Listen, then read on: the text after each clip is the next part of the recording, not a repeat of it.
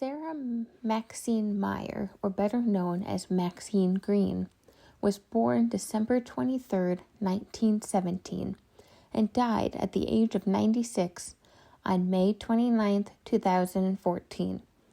She was a teacher and education theorist who promoted the art as a fundamental learning tool. She is known for her creative thinking and robust imagination, which led her to the aesthetic awakening or wide awakeness.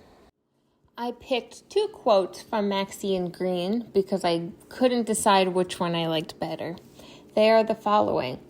The arts, it has been said, cannot change the world, but they may change human beings who might change the world. And the arts is the power to challenge expectations, break stereotypes, and to change the ways in which persons apprehend the world. According to resources, Maxine Greene focused on aesthetic awakenings, or wide awakeness, as she called it.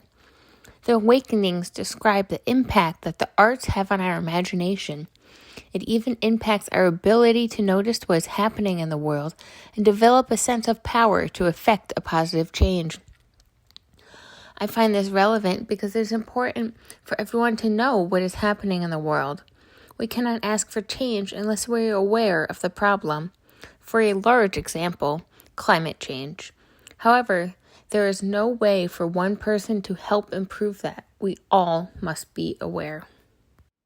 John Dewey was born October 20th, 1859, and died at the age of 92 on June 1st, 1952. He was the founder of the University of Chicago's laboratory schools. He was an American philosopher and studied progressive education. He taught philosophy and psychology at the University of Michigan. The quote by John Dewey that I chose was, "Art comes from culture and vice versa. It helps wake us up to what we've been glossing over." According to the resources, John Dewey focused on progressive educational reform, or learn by doing. He saw that this development of practical life skills was extremely crucial to children's education. I find this relevant because, for example, children cannot learn to write by solely watching you do it. They must do it themselves and keep doing it until their penmanship and form of letters improve. In the grade 3 through 5 art class, they're learning about Andy Warhol and his famous soup cans. They're creating their own soup can.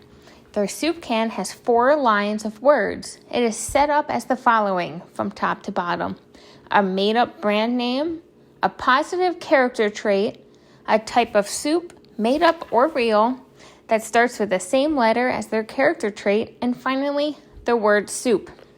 This is teaching the children how relevant culture and times had on artwork at the time. Household items were used for art inspiration and were the center of art pieces or told a message in the 1950s.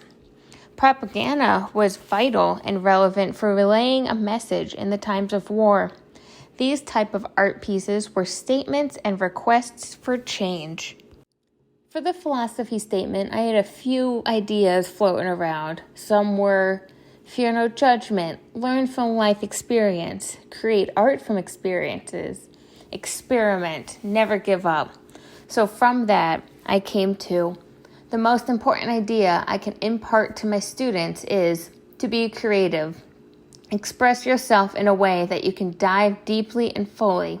Fear no judgment from anyone, and do not let the world tell you who you can or cannot be. As an artist, we challenge the world and challenge ourselves daily. We experiment new ideas, we persevere when we fail, and we never give up. For my studio response, I based it around my personal philosophy statement and a quote that I found online. The quote says, "You spend your whole life inside your head. Make it a nice place to be." I immediately thought of a garden, and from that garden, I thought of sprouting positive words and positive traits, which are circling around the head. I used popsicle sticks, flower and leaf stickers, puffy paint, acrylic paints, and Sharpies.